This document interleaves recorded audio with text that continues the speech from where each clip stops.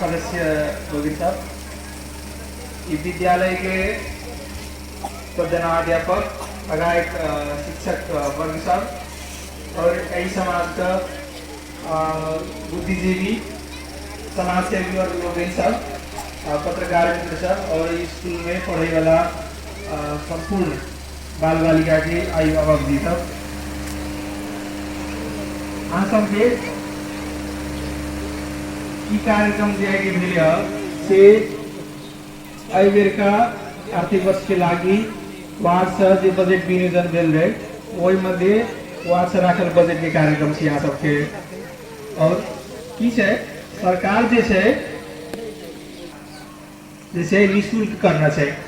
8 तक के पढ़ाई के लगी निःशुल्क वैसे कोनो शुल्क नहीं लेल जाय छै, लेकिन 8 तक पढ़ाई के लेल जे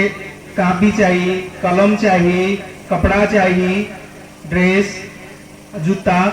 ये सब चीज तो फ्री नहीं करना चाहिए। सरकार तो पढ़ाई नहीं फ्री करना चाहिए, जहाँ स्कूल जेबे तो पढ़ाई फ्री है, लेकिन स्कूल जाए तक के रास्ता तो दूर है ना, वही के लागे स्कूल से जेबे व्यवस्थित भागे वही के लागे कल ड्रेस, अहाँ के कापी कलम चाहिए, किताब चाहिए,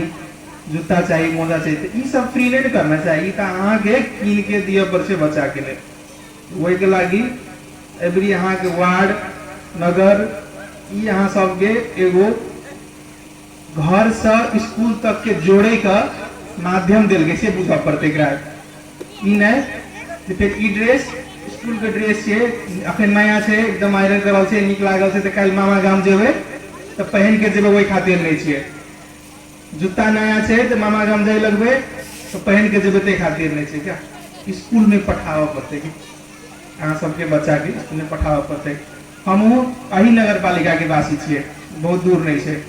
1 नंबर वार्ड पर है हमारे घर। हम जे अखन अहाँ सब यहाँ जने बैसल रहिए, जब अही उम्र में रहिए तो हम अपन स्कूल में यहाँ हम बैसल रहिए, तई वक्त ककरो किछो थाने नहीं जाए की होते, लेकिन तई वक्त पढ़ेल के स्कूल में पढ़ाई भेले,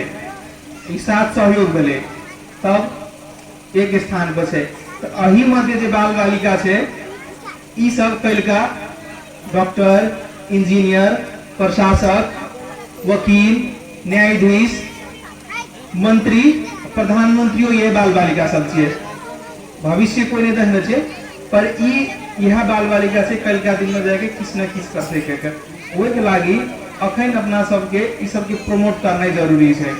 सबसे एगो की है अपनों के समाज के समस्या